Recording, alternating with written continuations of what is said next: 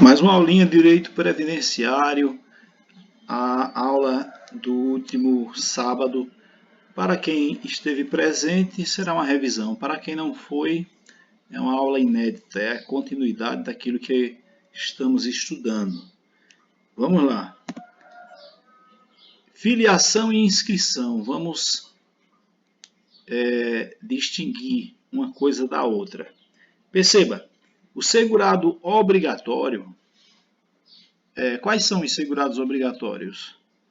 É aquele macete lá do CADES-F. Então, CADES, contribuinte individual, trabalhador avulso, doméstica, o empregado e o segurado especial, esses são segurados obrigatórios.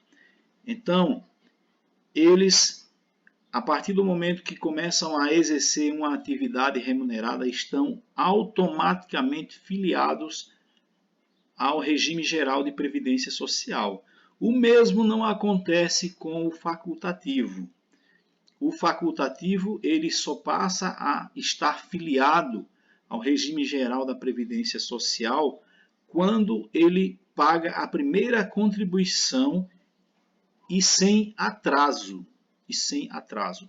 Então percebam, a filiação do segurado obrigatório é automática.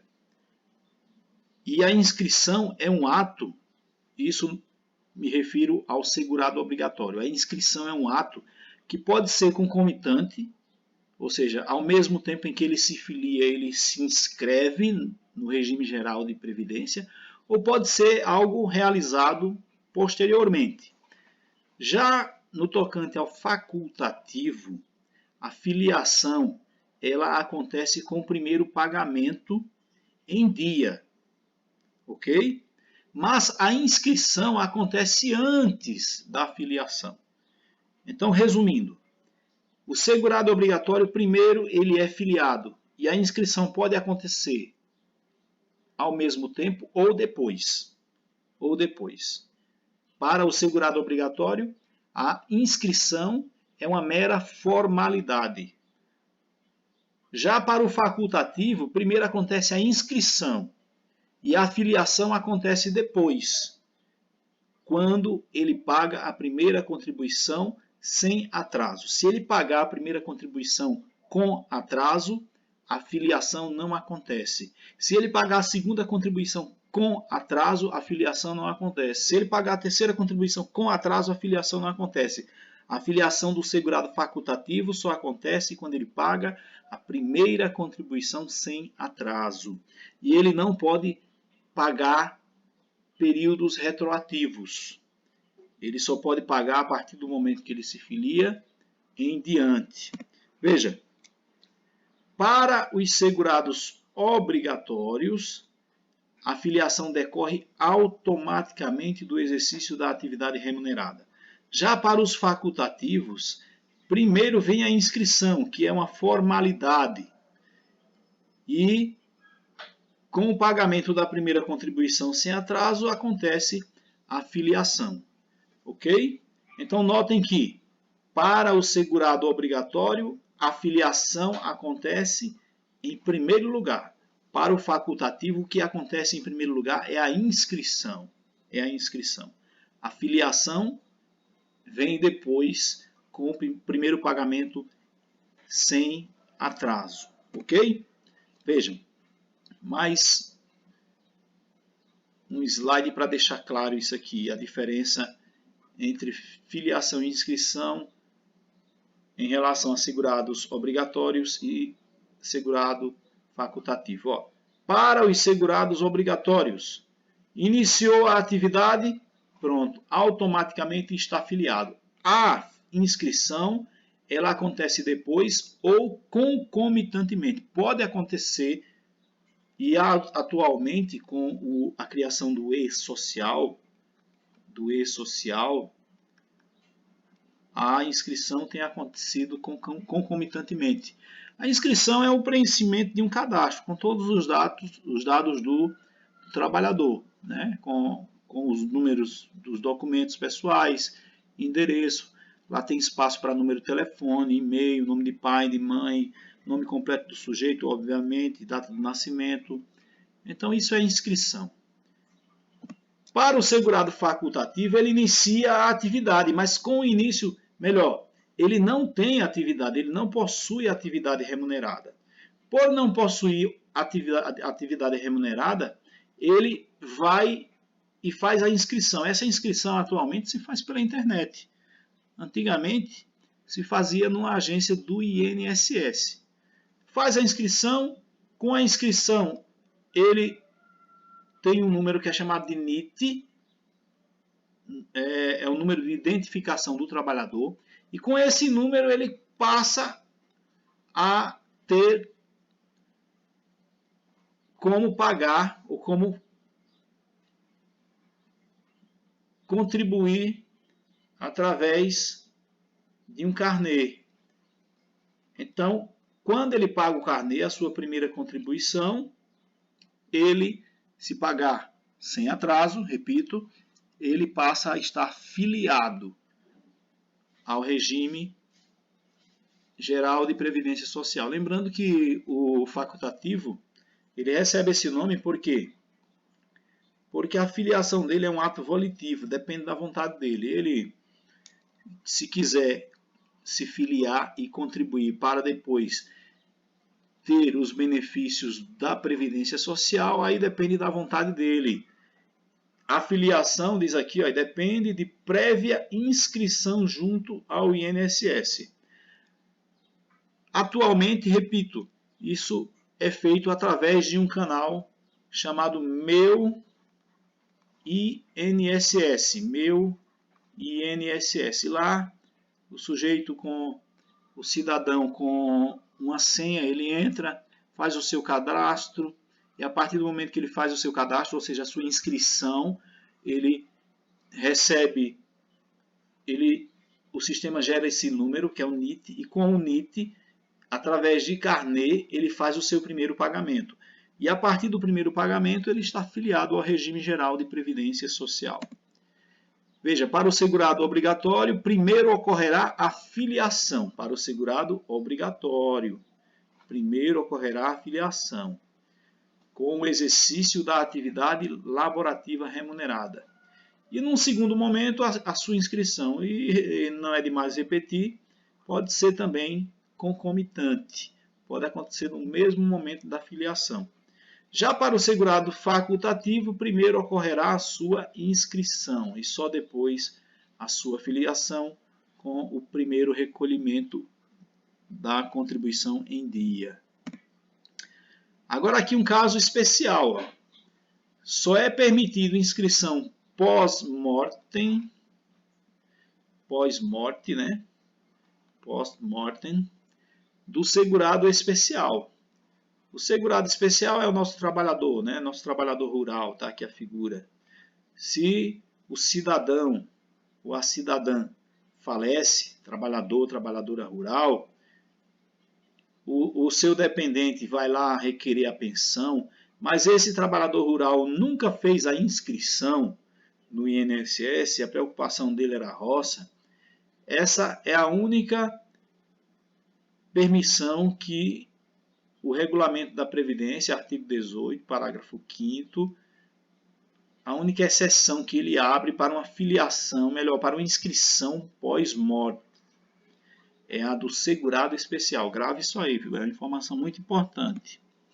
Questãozinha aqui para a gente ver se aprendeu mesmo o que foi dito até agora, né? A filiação na qualidade de segurado facultativo representa ato volitivo, sem dúvida. Depende da vontade dele. Gerando efeito somente a partir da inscrição. Ó, aqui já começa a dar um erro, né? A aparecer um erro. Não é a partir da inscrição, é a partir do primeiro recolhimento da contribuição previdenciária. Mas há um outro erro que diz bem assim, salvo no caso das donas de casa. Ora, as donas de casa, elas podem contribuir facultativamente, elas não estão fora. Elas podem contribuir facultativamente. Não existe exceção, elas não estão excluídas. Então essa questão está errada. Vejamos mais esta outra aqui. que diz assim: quanto à filiação do segurado obrigatório, perceba que aqui é o segurado obrigatório, vigora o princípio da automaticidade, segundo o qual a filiação desse segurado decorre automaticamente do exercício de atividade remunerada, sem dúvida, independentemente de algum ato seu perante a Previdência Social. Exato, aqui até agora tudo bem, tudo bem. A inscrição, ato material de registro nos cadastros da Previdência Social, pode ser concomitante, foi o que eu falei agora há pouco, ou posterior à filiação, mas nunca anterior. Veja, o segurado obrigatório, uma vez que ele começa a exercer uma atividade remunerada, ele está automaticamente filiado. A inscrição ela acontece depois. Pode ser concomitante ou posterior, mas nunca antes da filiação. A questão está corretíssima. Mais um aqui diz assim: não há limite mínimo de idade para a inscrição no RGPS. Aqui a gente já vê que está errado, porque existe limite mínimo. A idade mínima é 16 anos. E existe a exceção de 14 anos de idade para o menor aprendiz. Mais uma questão diz assim: a respeito da inscrição e da filiação dos segurados obrigatórios e facultativos, na forma do decreto 3048, que é o regulamento da Previdência Social, julgue o item a seguir. A filiação do segurado obrigatório ao RGPS decorre automaticamente do exercício da atividade remunerada. Perceba que aqui está falando do segurado obrigatório, não do segurado facultativo. De fato, do segurado obrigatório, a filiação decorre automaticamente do exercício da atividade remunerada. Mais um acerca de inscrição e filiação, diz: a respeito da inscrição e da filiação dos segurados obrigatórios e facultativos, na forma do decreto 3048, o regulamento da Previdência, a Previdência Social, julguem o item a seguir. Os dados constantes dos cadastros informatizados da Previdência, como o Cadastro Nacional de Informações Sociais, o CNIS, esse cadastro nós pronunciamos assim, CNIS, é assim que nós falamos lá na Previdência. Diz aqui que eles valem como prova da filiação à Previdência, do tempo de contribuição e dos salários de contribuição, desde que acompanhados de outras provas documentais. O erro da questão está aqui. Se o cadastro, se as informações constam do CNIS, ou constam no CNIS, estão lá no CNIS, se lá tem o vínculo empregatício dele, se lá tem o tempo de contribuição, se lá estão os salários de contribuição, pronto, ali é prova plena. A informação que consta no CNIS é considerada para fins previdenciários prova plena. Não é preciso que outras provas documentais sejam apresentadas. Se está no CNIS, prova plena. Não é preciso que o segurado apresente documentos a mais. Veja, idade máxima para a filiação ao RGPS não existe. Existe a idade mínima. 16 anos é a regra, 14 anos exceção para o menor aprendiz. Agora vamos entrar nos segurados. Vocês já conhecem os segurados obrigatórios e existe o segurado facultativo, ou os segurados facultativos, porque são diversos os sujeitos que podem ser enquadrados como facultativos. Os obrigatórios são esses, né? Empregado, trabalhador avulso, segurado especial, doméstico, individual. Vocês já conhecem, já sabem de qual salteado isso aí, né? Aqui tem aquele macetezinho do CADES-F, não vou me deter muito aqui, também vocês já aprenderam isso. Vamos a uma questão que diz assim: aquele que exerça concomitantemente, ou seja, ao mesmo tempo, duas atividades remuneradas sujeitas ao RGPS, é obrigatoriamente filiado ao referido regime em relação a cada uma delas. A questão está correta. Por quê? Porque é isso mesmo. Imagine que você aqui é você, ó. Vou desenhar você aqui, coisa e tal. Muito bem, botar uma gravatinha aqui. Tá bom? Você trabalha numa escola à noite e durante o dia você trabalha numa empresa, lá no escritório de uma empresa. Aqui na empresa você é contratado, melhor, aqui na empresa você é empregado e na escola você é contratado. Ok? Então, aqui você vai contribuir para o RGPS e aqui você vai contribuir para o RGPS. Você está obrigatoriamente filiado ao regime em cada uma delas. Isso significa que você vai ter duas aposentadorias? Nananina, não. Por quê? Porque é um regime só. É só um regime. Você vai ter apenas uma aposentadoria. Isso significa que você, uma vez que trabalha concomitantemente, você vai ter esse tempo contado em dobro? Não, o tempo não é contado em dobro, porque é concomitante. Você está trabalhando no mesmo tempo, entendeu? Na mesma época. Aqui não existe a chamada contagem recíproca. Agora, é verdade que o seu salário, benefícios, a sua aposentadoria vai ser num valor maior. Por quê? Porque você está contribuindo, ó, duplamente. Então você vai ter um benefício num valor maior. Ó, eu sempre gosto de colocar isso aqui para que você não saiba fazer a distinção.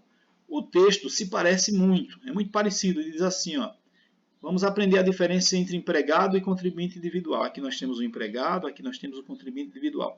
Mas perceba que o texto é muito parecido. Ó. O brasileiro civil que trabalha, Só que nesse primeiro caso ele trabalha para a União. Já no segundo caso ele trabalha para um organismo oficial internacional, do qual o Brasil é membro efetivo. Perceba, no primeiro caso ele trabalha para a União. Ok? Ele trabalha para o Brasil. Já no segundo caso, ele trabalha para esse organismo oficial internacional, do qual o Brasil é membro. Ele não trabalha para o Brasil, ele trabalha para um organismo oficial internacional. O Brasil é só membro efetivo desse órgão.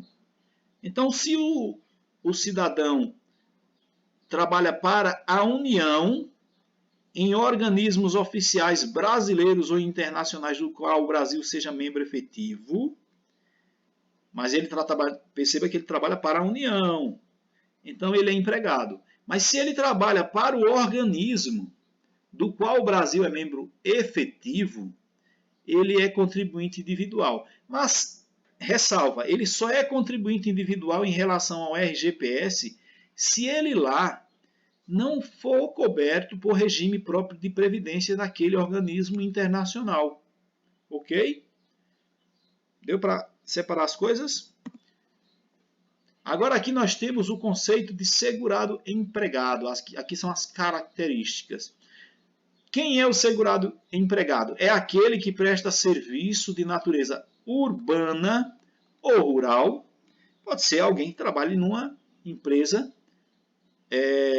de cana-de-açúcar, de colheita de uvas, de laranja, né? Uma empresa produtora de suco de laranja lá na zona rural, tudo bem. Ou ele pode prestar serviços a uma pessoa equiparada à empresa. Uma pessoa equiparada. O que é uma pessoa equiparada à empresa? Eu dei um exemplo na sala de aula, na verdade eu dei 3 exemplos na sala de aula. Imagine um advogado, né?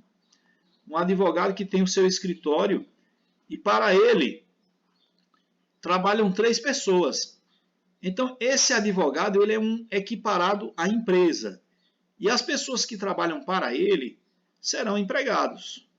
Ok? Eu dei um outro exemplo de um contador. Imagine que o sujeito é contador e tem um escritório de contabilidade. E nesse escritório de contabilidade ele tem 4 funcionários. Os funcionários são empregados e ele é equiparado à empresa. Agora veja, o advogado ele é contribuinte individual, o contador também será contribuinte individual. Eu dei um outro exemplo aqui de um dentista. O dentista tem o seu consultório odontológico e lá no consultório ele tem 2 pessoas à sua disposição trabalhando para ele, para esse dentista. Essas 2 pessoas serão empregadas. O dentista é o quê? Contribuinte individual, mas ele é equiparado à empresa. Por que é equiparado à empresa? Perceba, ele possui empregados à sua disposição. E esses empregados que o dentista possui, ele preenche todos esses elementos aqui, ó. O empregado ele trabalha em caráter não eventual, ele possui subordinação, ele está subordinado ao dentista, ao contador, ao advogado, dependendo aí de cada caso. Ele recebe remuneração e a pessoalidade, ou seja, é a própria pessoa que presta o serviço, ele não manda outro. Ele não manda outro, é a própria pessoa que vai lá trabalhar. Não é um funcionário fantasma, nem ele manda o vizinho, ele mesmo é quem tem que ir, com vontade ou sem vontade. Aqui diz que é empregado, inclusive, aquele que é diretor empregado, né? Inclusive como diretor empregado.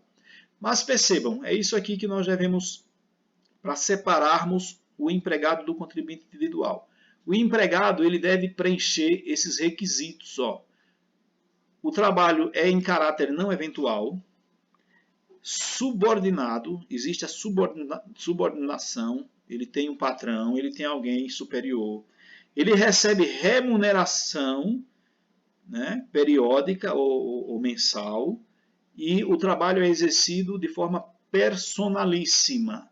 Há o fator ou a característica da pessoalidade. Aqui em cima nós vemos que o trabalho ele é relacionado direto ou indiretamente com as atividades normais da empresa. Antônio, o que quer dizer isso?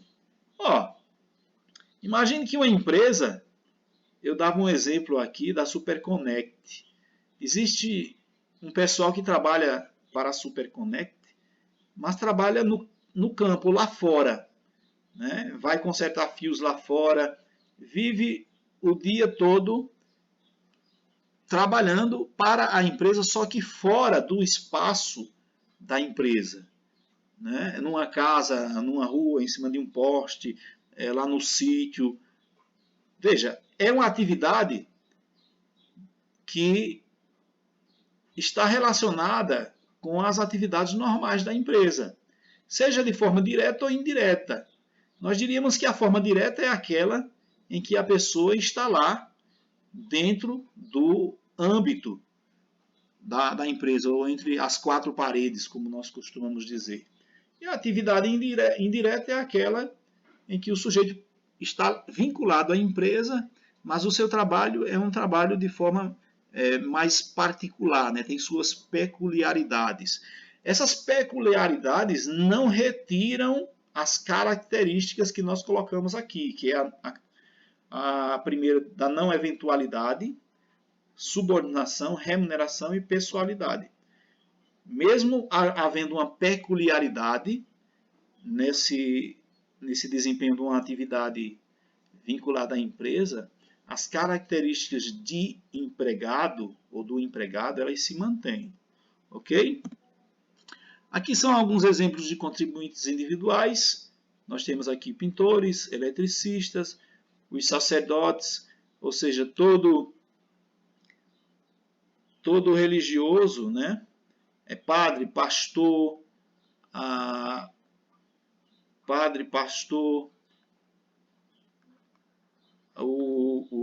alguém que dirige lá o candomblé, eles são vinculados como contribuinte individual ao regime geral de previdência social. A diarista, o que é a diarista? É aquela que presta serviços a alguém por no máximo 2 dias, não pode passar de 2 dias por semana, ok? Não pode passar disso. Passou disso, passa a ser empregada doméstica. Vendedores ambulantes, né, aquele pessoal que vai de porta em porta, trabalhando para si mesmo, não para a empresa. Né? Aqui nós temos mais exemplos. Motoristas de táxi, síndicos remunerados, os síndicos remunerados, associados de cooperativas. Aqui só alguns exemplos, nós teremos mais depois quando chegarmos propriamente no estudo sobre o contribuinte individual. Mas perceba que antigamente o contribuinte individual era chamado de autônomos, pessoas que trabalham por conta própria. Esse é um aspecto muito interessante do contribuinte individual, porque ele não possui subordinação. Ele não possui subordinação e não tem aquele caráter da não eventualidade. Ele é eventual, o trabalho dele é eventual. Ele faz por um determinado tempo e depois já vai trabalhar em outro lugar. Ele não fica preso, ele não está vinculado ao cumprimento de uma carga horária, ele não está subordinado àquela pessoa que o contratou, senão naquele período. Veja, não há esse trabalho, não há o aspecto da pessoalidade. Imagina o pintor, vou dar um exemplo do pintor. Você contrata um pintor e o pintor, por algum motivo, não pode ir lá fazer a pintura num determinado dia, ele manda outra pessoa que saiba pintar. Ele pode fazer isso. E tudo bem, tudo bem. Percebe? Há uma diferença também nesses requisitos. Aqui mais uns exemplos, né? Ministro de confissão religiosa é aquele que eu falei, do padre, do pastor, do responsável pelo candomblé. Dirigentes de sociedade civil remunerados, donos de empresas individuais, síndicos que recebam o prolabore. Prolabore é a renda, né? Um valor mensal. Condutores de veículos rodoviários não empregados, aqui nós vimos uma espécie de taxista. Ambulantes, os nossos conhecidos camelôs. Associados de cooperativa de trabalho, diarista. Falei de diarista, tem a diarista, que é a que trabalha em casa de família. Existe o diarista, que é aquele que presta um serviço numa outra atividade e cobra por diária. Pintores, eletricistas. Aqui só alguns exemplos. Vamos a uma questão aqui, para a gente não perder o costume. Oficial de cartório tomou posse no cargo em 2010. Não é remunerado pelo poder público. Preste atenção, ele não é remunerado pelo poder público. Como é que ele é remunerado? Ele é remunerado por taxas e emolumentos, ou seja, ele é oficial de cartório, o salário dele, o dinheiro que ele ganha todo mês, é aquele dinheiro que ele cobra por uma escritura que ele faz, é o dinheiro que ele cobra por autenticar um documento, reconhecer firma, entendeu? É uma segunda via aí de algum documento que não seja isenta, segundo a lei. Então, o salário dele vem daí. Mas diz aqui a questão, na segunda parte, que ele mantém em sua estrutura administrativa de cartório funcionários escreventes que lhe prestam serviços. Vejam, percebe? Lembra daquela história que eu falei agora há pouco, da pessoa equiparada à empresa? Eu até falei do contador, do advogado, do dentista, né, equiparado à empresa. Aí diz, nessa situação hipotética, perceba que ele aqui é um sujeito equiparado à empresa. Ele tem em sua estrutura funcionários que são funcionários escreventes que lhe prestam serviços. Então ele é equiparado à empresa. Aí diz, nessa situação hipotética, o oficial de cartório deve contribuir para o INSS. Sem dúvida, ele deve contribuir, porque ele exerce uma atividade remunerada. Mas como? É a questão quer saber como. Ele vai contribuir como segurado facultativo? Não. Ele vai contribuir como segurado obrigatório na qualidade de contribuinte individual? Até agora tudo bem. Sendo equiparado à empresa? Sim. Em relação aos escreventes que lhe prestam serviços?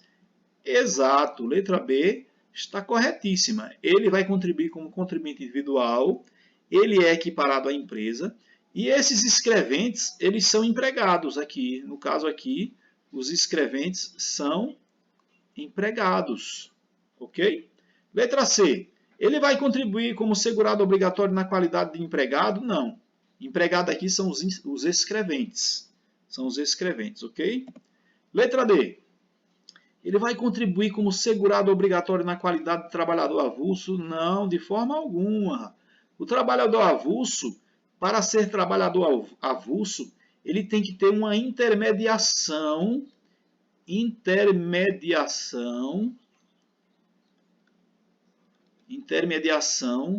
do ógmo, que a gente chama assim ógmo, que é o órgão gestor de mão de obra, ou de um sindicato. Então não cabe falar aqui de trabalhador avulso. E por fim diz que ele vai ser segurado obrigatório na qualidade de contribuinte individual. Até aqui tudo bem. Mas depois diz, e não possui responsabilidade de contribuir em benefícios dos escreventes que lhe prestam serviços. Errado. Ele tem que contribuir em relação aos escreventes, porque os escreventes são empregados dele e ele é equiparado à empresa. Ok?